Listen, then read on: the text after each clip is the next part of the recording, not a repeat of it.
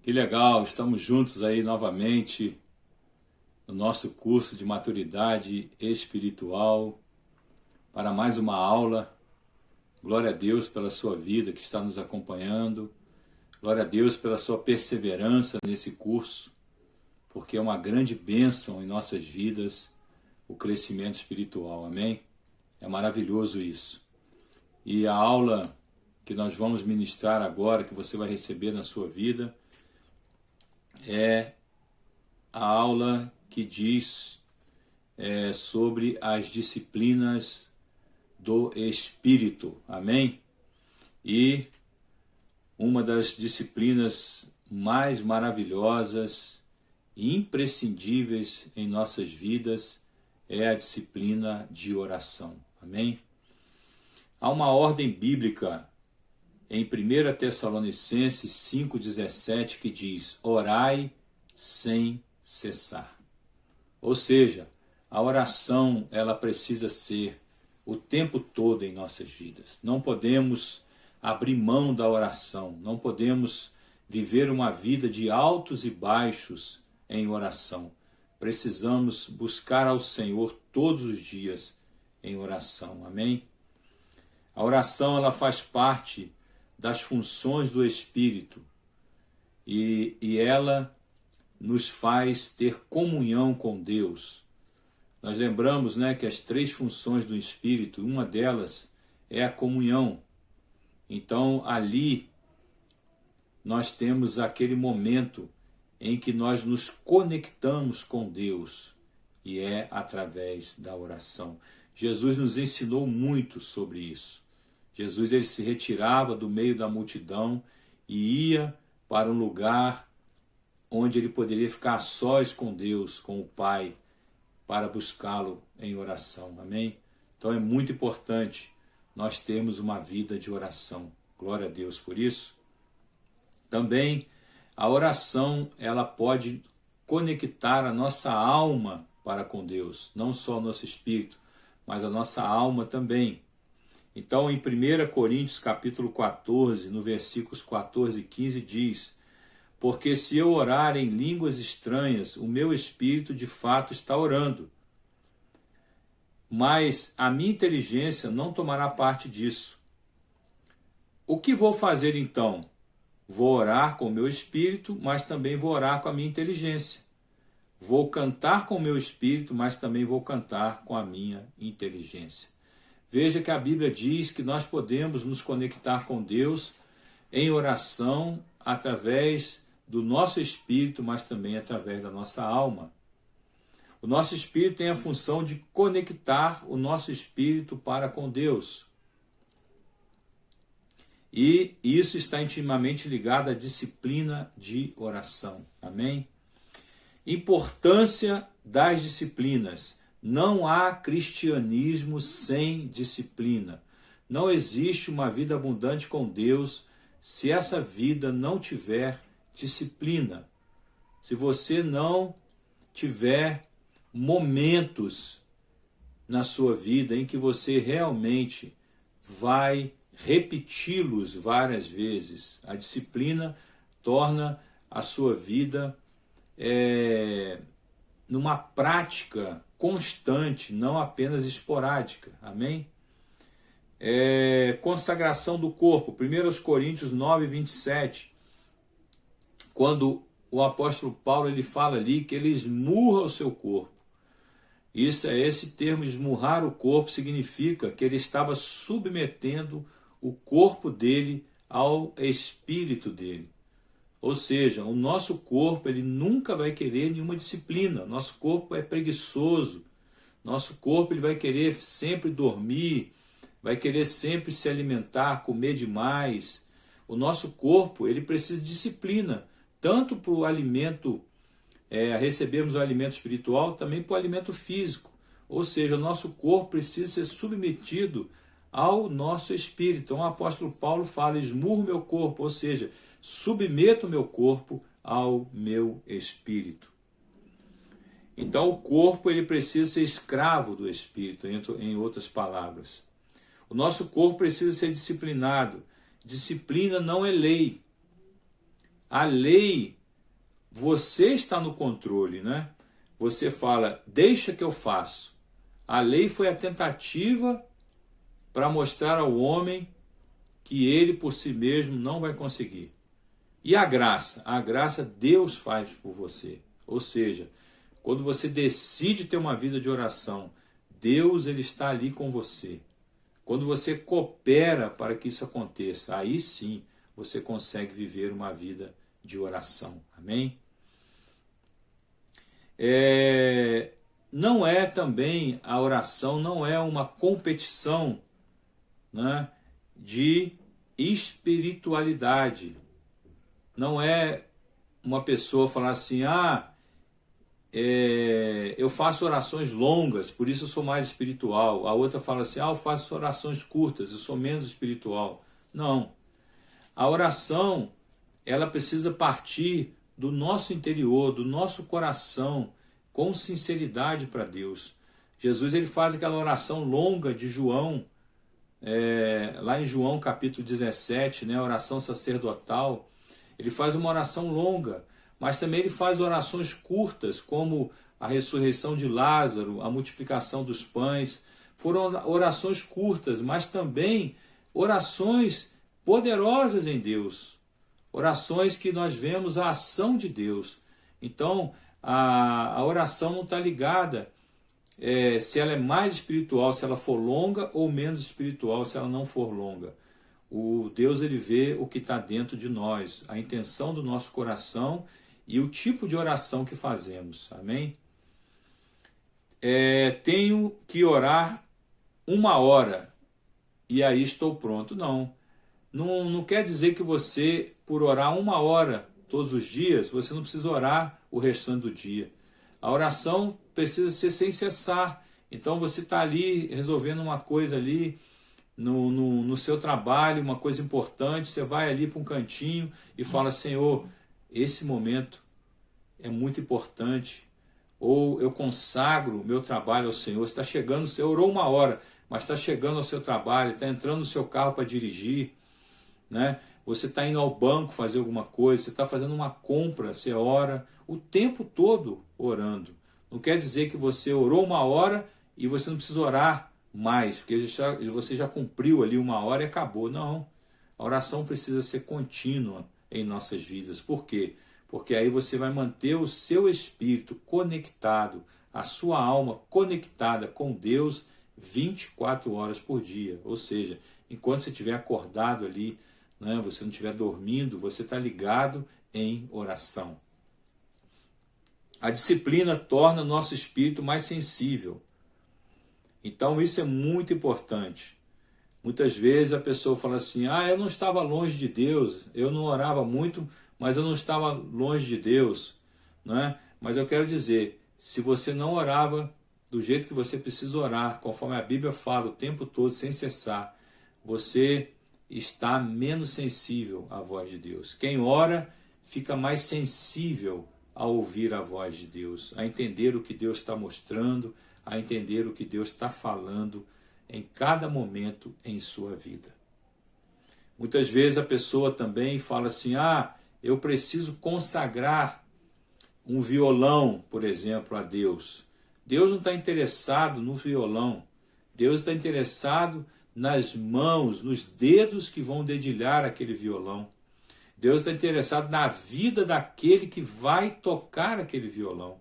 Então você precisa dizer, eu consagro a minha vida para que eu possa tocar esse violão de uma maneira que vai tocar a vida das pessoas, que vai impactar a vida das pessoas com a presença de Deus. Amém? Nós vemos que o homem, a alma do homem, ela é dividida em 3 partes, né? Ou ela tem 3 partes, mente, vontade e emoções. E a mente é a parte mais importante. Se você mudar a sua mente, você vai mudar a sua vontade, ou seja, vai levar a sua vontade a ser a vontade de Deus, ou seja, para o centro da vontade de Deus, e você vai mudar as suas emoções. Então a mente é muito importante. E é Deus quem muda a gente ou sou eu mesmo que mudo? Romanos 12, 2 fala o quê? Que nós devemos buscar a renovação da nossa mente. Ou seja, nós precisamos cooperar nesse processo. Deus, ele faz a parte dele, mas ele quer que nós também façamos a nossa, que é buscar essa renovação da nossa mente. Amém? Então é muito importante você decidir tomar essa atitude. A mudança, ela vem pela palavra. Por isso eu disse, nós somos cooperadores nessa transformação, obedecendo a ordem de encher-nos com a palavra. Ou seja, quanto mais você é cheio da palavra, mais a sua mente é transformada. Seus valores, os valores mundanos, são transicionados para valores do reino. Você vai eliminando aquilo da sua vida. Amém? A palavra do semeador, em Marcos 4, 26, fala da semente que é a palavra, não é isso? E fala o quê? Fala da terra, que é o nosso coração. Então lembre-se que o nosso coração, ele precisa ser uma terra fértil.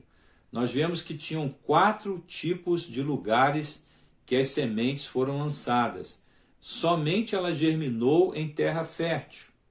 Então nós precisamos entender que o nosso coração precisa ser um terreno fértil para que a palavra de Deus possa crescer e se multiplicar em nós e através de nós. Amém? Então precisamos ter essa noção, essa consciência.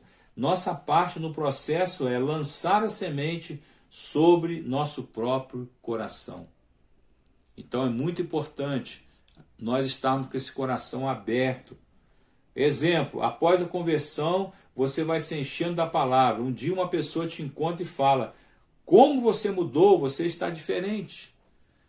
Você não precisou falar nada, você só ficou ali na presença da pessoa, conversando algumas coisas, mas você não falou, né, sobre transformação, sobre conversão, você não chegou nesse ponto, mas a pessoa já viu em você algo diferente. Por quê? Porque o seu coração já está transbordando das transformações que Cristo fez e está fazendo. Então, muitas vezes a pessoa ela está ali convivendo com você e ela já vê em você uma vida transformada. Isso é muito importante.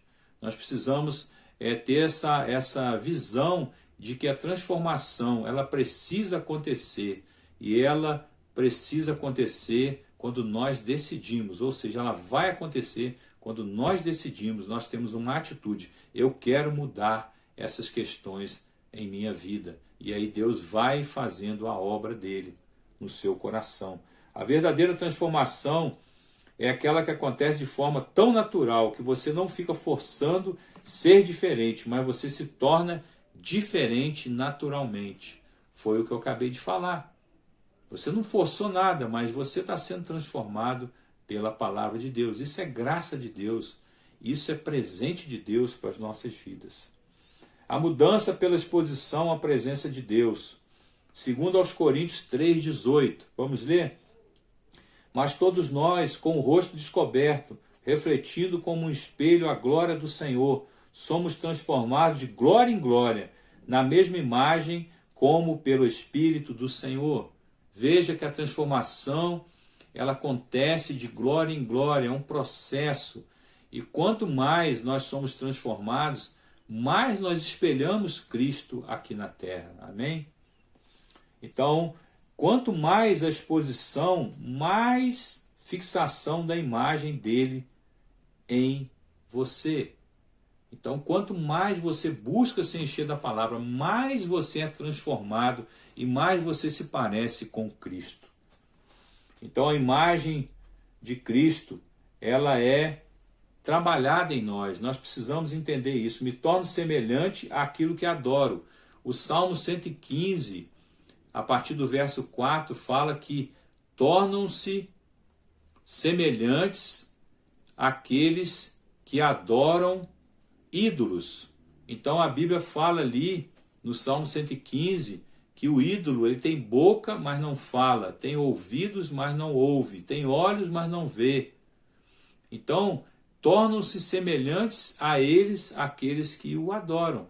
Então, uma pessoa que vive na idolatria, ela fica cega espiritual, ela não consegue ouvir as coisas espirituais, discernir, e ela não consegue falar também coisas espirituais de Deus, porque ela se tornou como aquele ídolo. Então o versículo 8 deixa bem claro. Então, quanto mais você se encher da palavra, mais se torna parecido com a palavra que é Cristo. O verbo se fez carne, ou seja, a palavra se fez carne. Jesus é a palavra, ele é o verbo. Então, quanto mais você se enche de Jesus, mais você reflete Jesus na sua vida. Nós somos aquilo que comemos. Se você come a comida egípcia, será carnal. Se você come o quê? O maná do céu, você será espiritual. A comida egípcia é o pensamento do velho homem. Então, se você só se alimenta das coisas desse mundo, as coisas que esse mundo te proporciona, você vai se tornar semelhante às pessoas que comem também dessa comida. Agora, se você se alimenta de coisas espirituais, você a cada dia se torna espiritual. Você se torna mais parecido com Cristo. Por quê? Você se alimenta do maná, ou seja, da palavra de Deus, a palavra que vem do alto para a sua vida. Amém? Então, tudo que Deus fez é pela sua palavra. Nós temos que entender isso. Então, o que é a oração? A oração é a chave do sucesso em cada área de nossas vidas. A vida espiritual vivida com oração é uma vida vitoriosa. Se você tomar decisões centradas em Deus e você consultar a Deus ou consagrar as suas atitudes a Deus antes de você agir, ou seja, orar antes, eu tenho absoluta certeza que você será bem-sucedido em tudo que fizer. Eu creio nisso e é verdade. Não é ladainha, a oração não é uma repetição. A repetição irrita. Se você repetir uma oração, se repetir a oração funcionasse, os budistas seriam campeões com suas rodas de oração ou CD, orando o dia todo. Então a oração não é algo repetitivo. A oração é um diálogo com Deus, não é um monólogo. Você ora, você fala com Deus e recebe a resposta, ou seja, é um diálogo, não é um monólogo. Orar significa você falar aquilo que está no seu coração para Deus, abrir o seu coração para conversar com Deus. Por que então tenho que pedir se Deus já sabe? É uma pergunta que muitas pessoas fazem. Ah, Deus já sabe de tudo, para que eu preciso pedir? Porque quando você pede, você está dizendo para Deus, em outras palavras, eu dependo do Senhor. Eu estou pedindo porque eu sei que se eu fizer por minha conta própria, mesmo o Senhor sabendo, eu vou falhar. Então eu prefiro depender do Senhor e pedir ao Senhor do que fazer por conta própria. Tiago 4, de 1 a 3, fala que poucas coisas, muitas vezes, muitas coisas são pedidas e não são ouvidas, porque as pessoas pedem mal. Então é muito importante você entender essa realidade bíblica, você pedir segundo o coração de Deus. Poucas coisas são tão difíceis do que orar todo dia. A oração diária é algo muito difícil para muitas pessoas, mas não é impossível. Você pode ter uma vida de oração diária. Você pode buscar o Senhor da sua vida todos os dias em oração. Gastar um tempo ali com Deus em oração. Isso é imprescindível, é importante. Continuar orando é ainda mais difícil, ou seja, muitas vezes a pessoa faz uma jornada de 40 dias de oração. Acabaram-se aqueles 40 dias, ela para de orar. Ela ora dia sim, dia não, 2 dias sim, 1 dia não. Ou seja, ela não tem aquela continuidade. Então é muito importante essa continuidade. Eu quero dizer para você, tudo acontece quando há oração. Tudo vai acontecer. um casal de oração se divorcia. Eu me lembro ali nos anos, no início dos anos ali 2000,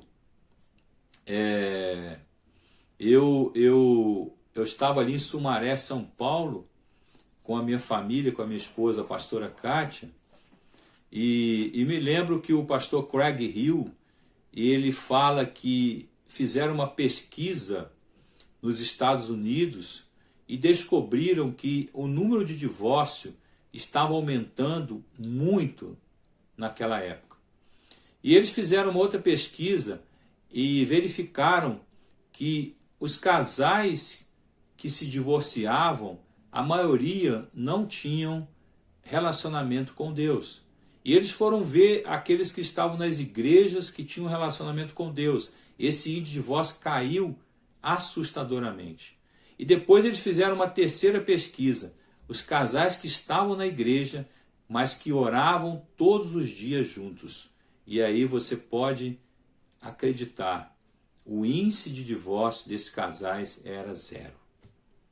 Todos os casais que oravam diariamente, eles não tinham o divórcio como opção. Ou seja, eles não se divorciavam. Então a oração, ela faz parte do nosso arsenal de guerra contra Satanás, mas também ela fala de intimidade. Quando nós oramos, nós entendemos os princípios de Deus e nós não negociamos esses princípios. O casamento é um princípio de Deus. A aliança conjugal é um princípio de Deus. Quando você ora, você abre espaço para o Espírito agir. Então você prefere não orar porque você não quer que ele faça as coisas do jeito dele, mas do seu jeito. Muitas vezes a pessoa começa orando e quando ela vê que Deus está mudando o rumo daquilo que ela queria, que o eu queria, ela para de orar. Ao invés dela continuar orando para que ela possa conhecer a vontade de Deus, que é melhor do que aquela vontade que ela tinha, ela para de orar. Então, muitas vezes a pessoa para de orar porque o ego dela começa a falar mais alto. Pessoas com grandes problemas se sentem constrangidas em orar. Então, elas muitas vezes preferem não orar, preferem desistir de orar, porque acham que os problemas delas são tão grandes que nem Deus pode resolver. Infelizmente, né? A oração precisa ser um estilo de vida. Veja Efésios 6:18, que diz: façam tudo isso orando a Deus e pedindo a ajuda dele. Orem sempre. Olha o que a Bíblia diz, orem sempre. Guiados pelo Espírito de Deus. Fiquem alertas, não desanimem e orem sempre por todo o povo de Deus. Então nós já aprendemos aqui que a oração, ela é um estilo de vida, é contínua. Orar guiados pelo Espírito Santo, orar guiados pela palavra de Deus. Nós temos que depender de Deus e nosso medidor de dependência é se eu oro ou se eu não oro. Se você ora porque você depende de Deus, se você ora pouco porque você depende pouco também de Deus. A oração também é a comunicação de um Deus pessoal e digno de confiança. A Bíblia fala ali em 1 João capítulo 2 que Jesus é o nosso advogado, ou seja, aquele que defende as nossas causas diante de Deus. Ele conquistou a nossa vitória, por isso ele já provou aqui na terra. Aliás, ele conquistou a nossa vitória, ele provou aqui na terra ser um homem em carne, e ele sabe aquilo que nós passamos, e ele intercede ao Pai por nós, amém? É maravilhoso isso. A comunhão também, a oração também é a comunhão com Deus residente em nosso espírito. Os homens do Velho Testamento nunca experimentaram esse mover, ou seja, a realidade do Novo Testamento, Cristo habita em nós, o Espírito Santo habita em nós. Lá em Joel fala que quando o Espírito fosse derramado, ele seria derramado sobre toda a carne.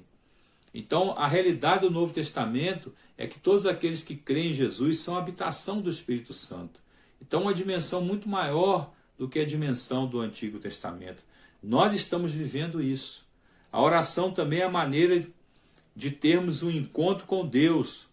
Romanos 10 fala que a oração, a salvação começa com uma oração. É muito importante a gente entender isso. E lá no versículo 9 e 10 fala que se nós confessarmos com a nossa boca que Jesus Cristo é o Senhor e crermos no nosso coração que Deus o ressuscitou dentre os mortos, seremos salvos. Veja que é necessário confessar, falar, declarar. Então a oração ela precisa ser falada, declarada. Então a oração também ela faz parte da salvação. A salvação começa com uma oração, com uma declaração espiritual. A oração também é um meio de conhecermos a Deus, amém? Então muitas vezes nós tratamos com Deus e somos tratados por Ele através da oração. Muitas vezes acontece da pessoa estar orando por algo e aquilo ali fica travado na vida dela. Por exemplo, a pessoa está orando por um carro e ela não consegue comprar aquele carro de maneira alguma. E ela vai até Deus e fala: Deus, por que está acontecendo isso? E aí Deus mostra que era necessário ele travar aquela oração para ela entender que ela precisava perdoar alguém. E aí, naquele momento, Deus trata o coração daquela pessoa. Deus mostrou através daquela circunstância que ela esperava, que ela não recebia, que ela precisava o quê? Perdoar. Deus trata o coração daquela pessoa. E aí sim, aquele carro chega. E depois na outra vez, quando ela for orar, ela já vai perguntar para Deus: Senhor, tem alguma coisa no meu coração que precisa ser tratado? Então é muito importante a oração também ter essa conotação de transformação e de trabalhar no nosso coração, amém? Aprender algo de Deus. A cegueira espiritual nos leva a estagnar na vida. Nós temos aquela história daquele sábio com o seu ajudante, e eles passavam por uma estrada e sempre viam um casebre muito pobre de um homem, e aquele homem sempre estava naquele estado. E o ajudante, incomodado, fala assim: sábio, vá até esse homem, dê um conselho para ele, para que ele possa mudar essa vida. E aí, o que acontece? O sábio entra na casa desse homem, e de repente ele joga a vaquinha daquele homem precipício abaixo e sai daquela casa e toma o rumo com o seu ajudante. E o seu ajudante não entende nada do que o sábio tinha feito. Mas passaram-se alguns anos, eles voltaram para aquela estrada e assustaram quando ele principalmente não, mas o ajudante assustou quando viu que aquele homem não era mais um homem pobre, era um homem próspero. Ele fez plantações, ele cuidou daquela fazenda. Por quê? Porque ele estava estagnado apenas ou acomodado apenas por aquela vaquinha. E quando aquela vaquinha saiu da vida dele, a vida dele começou a prosperar. Talvez você está estagnado por alguma coisa na sua vida. Por isso você precisa se livrar disso, para que você possa ter uma vida abundante com Deus. Nós temos que aprender a contar com o milagre. A vida espiritual, ela precisa viver com a certeza de que Deus, Ele é um Deus de milagres. A oração, ela é esse canal de Deus, é essa forma de alcançarmos o milagre através da oração. É muito importante. Mas só pode acontecer o milagre quando Deus pode tocar em nossas vidas. Então, como que Deus vai tocar em nossas vidas? Se nós dependemos dele em oração. Então o milagre vai acontecer se nós permitirmos que Deus toque na nossa vida. E na oração nós estamos dando essa permissão. É até engraçado a gente falar permissão de Deus, mas Deus ele não quer que nada seja feito forçado. Deus nos deu o livre-arbítrio, então nós precisamos decidir. Amém? A oração é a respiração da vida espiritual. Muita gente confunde receber oração e vida de oração. Então, tem aquele termo que é muito usado, o crente 6 horas. O crente 6 horas, até o português errado, né? 6 horas. Ou seja, ele está sempre pedindo oração, mas ele não tem vida de oração. Então, como que você deve fazer? Senhor, nos ajude, aliás, você pede para a igreja, igreja, me ajude em oração, mas você também tem que orar. Igreja, me ajude em oração pela pessoa tal, me ajude em oração pela causa tal, porque eu estou orando, eu gostaria que vocês orassem comigo. Aí é a atitude certa, mas não aquela atitude de você terceirizar, você falar, não, ore por mim, mas você mesmo não ore. Então é muito importante você ter essa visão de pedir para a pessoa orar, mas você também orar. Nós vamos agora para Mateus 18, que diz o seguinte: eu afirmo a vocês que isto é verdade. O que vocês proibirem na terra será proibido no céu, e o que permitirem na terra terá sido permitido no céu. E afirmo a vocês que isso também é verdade. Todas as vezes que 2 de vocês que estão na terra pedirem a mesma coisa em oração, isso será feito por meu Pai que está no céu. Então nós entendemos aqui o poder da concordância. Quando 2 pessoas estão orando com o mesmo objetivo, com o mesmo propósito, há uma ligação, uma concordância, vai ligar isso na terra. E Jesus fala que isso será ligado no céu. É uma promessa. Por isso a oração de um casal é muito importante. Por isso quando vocês concordam em família por alguma coisa. Por isso quando a igreja está orando também por um só propósito. Isso é poderoso e vai acontecer. Por isso a igreja precisa estar em unidade, orando por um só propósito, por uma só visão. Amém? O diabo, ele é chamado príncipe deste mundo. Por quê? Porque Adão deu essa autoridade para ele. Então ele assumiu com usurpação essa autoridade para enganar os homens. Então é muito importante a gente entender isso, que Deus, ele vai fazer com que o homem tome a iniciativa de quê? De pegar essa autoridade. Jesus já fez isso. Filho do homem. Jesus veio em carne para pegar essa autoridade de volta que o homem deu. E ali em Mateus 28, versículo 18, ele fala: toda autoridade foi me dada nos céus e na terra. Ou seja, a autoridade está sobre Cristo. E ele nos deu, não é, essa autoridade como igreja. Então a igreja é esse acesso de Deus na terra hoje. Nós podemos limitar a ação de Deus na terra se não tivermos aptos a isso. Então, Deus está agindo na terra através da igreja. Então a igreja pode ou não limitar a ação de Deus na terra? Sim. Se a igreja ficar passiva, se a igreja não ora, ela vai o quê? Vai limitar a ação de Deus. Então é muito importante a igreja entender que ela tem essa autoridade de Cristo, que Cristo pegou de volta, melhor dizendo, do diabo e deu para a igreja de volta. A igreja tem essa autoridade. Amém? Você tem essa autoridade para declarar as coisas espirituais aqui na terra. Amém? Então nós temos aí vários inimigos da oração hoje, né? As pessoas dividem o tempo com tantas coisas, mas elas não param para orar.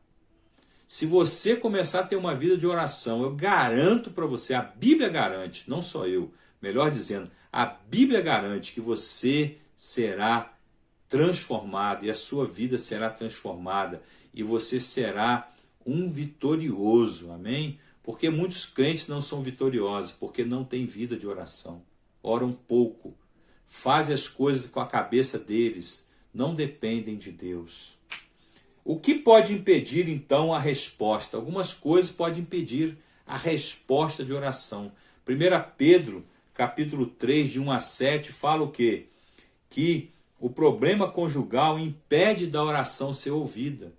Muitas vezes o casal está ali em conflito, né? E o homem não está honrando a sua esposa.